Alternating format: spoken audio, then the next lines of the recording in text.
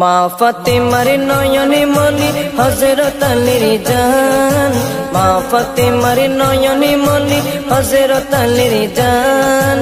ইমামে হোসেন শহীদ হলো কারবালার ময়দান, ইমামে হোসেন শহীদ হলো কারবালার ময়দান।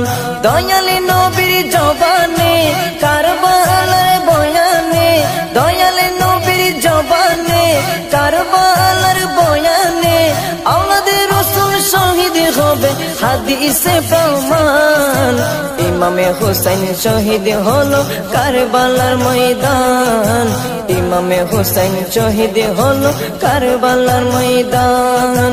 মা ফাতেমার নয়নে মনি হযরত আলীর জান, মা ফাতেমার নয়নে মনি হযরত আলীর জান।